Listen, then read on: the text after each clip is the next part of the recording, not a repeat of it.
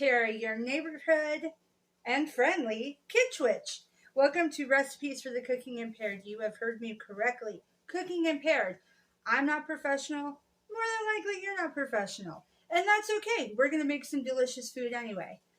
And today we are going to whip up some delights. Are you ready to whip up some magic with me? I hope you are, because today we're going to do my take on caramel apples. You remember those things? You find them at festivals or at the store around the holidays, Halloween that is, and fall. Apples covered in caramel with nuts sometimes on them on a stick. We are not making apples on a stick. We are making caramel apple delight. And I have the recipe. All right, so for my caramel apple delight, you're doing 6 medium or small apples.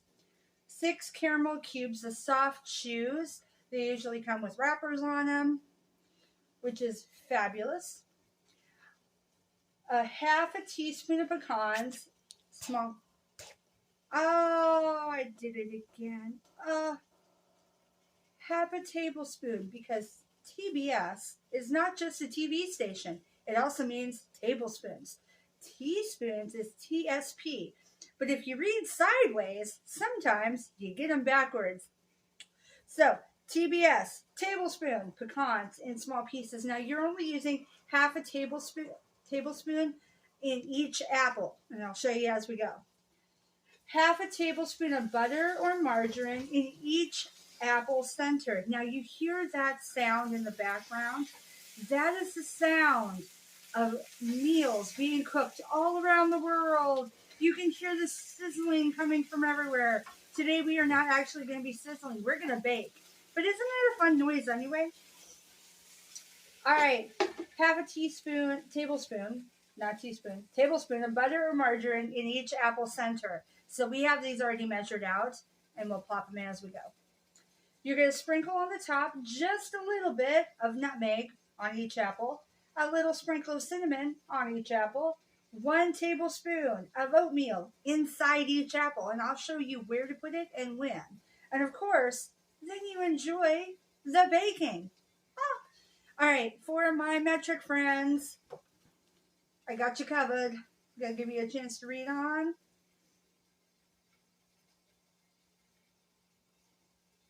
And you're done. We're gonna meet you over in our staging cooking area where we can start enjoying this bake. Okay, guys, we are ready to make our dessert, our caramel delight. So in here I have 6 apples.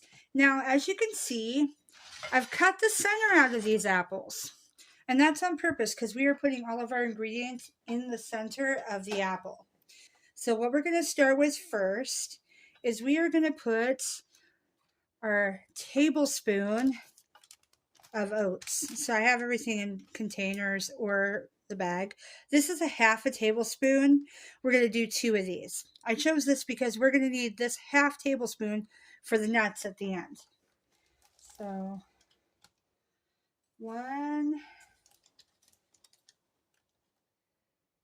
2. In each little apple there is a tablespoon. In each little apple, yeah. All right, gotta have fun in the kitchen. As I always say, have fun in the kitchen. Nobody's paying attention. We're all gonna have a blast. Now, it doesn't matter if your holes are particularly the same size or the apples are exactly the same size. It's totally fine. All right, got these in place. That's okay, a little bit of oats came off to the side. It's all right, just scrape them back into your apple. And we're gonna go to our next part. But instead of doing it on the plate, let's go ahead and put these onto our cooking sheet. Okay, so I transported the apples onto the tray. As you can see, a little bit of the oatmeal fell out, but that's okay. Just as long as the vast majority is in the middle of your apple, it's totally fine.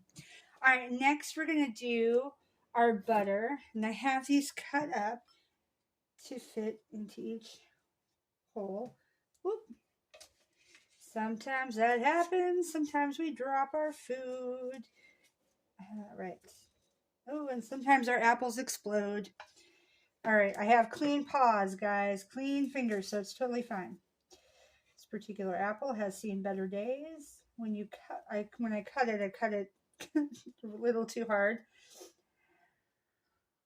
and ended up snapping the whole apple. But that's all right because sometimes people are going to want to share. Not everybody wants to eat a whole apple. So it should be fine.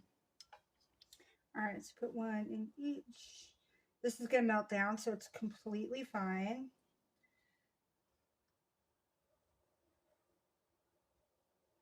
And as I said before, this is only 1 tablespoon of butter.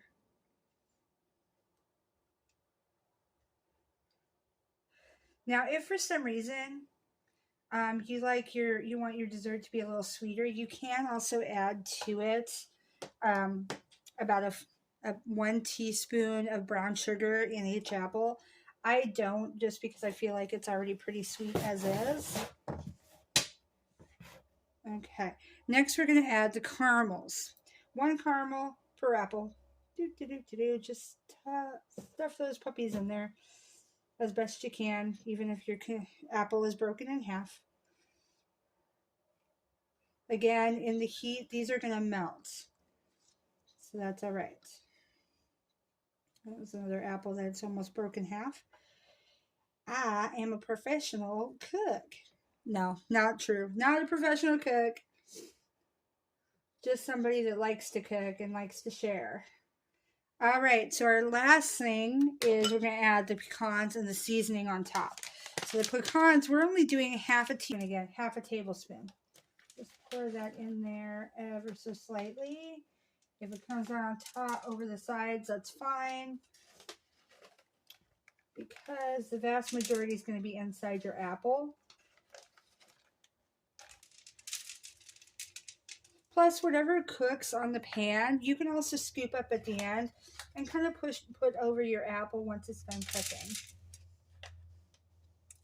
Which is totally fine. I'm going to put that off to the side because it fell off the pan. All right. And last apple.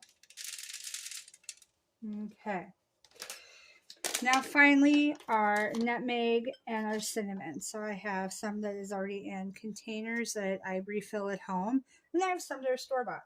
So just a little shake,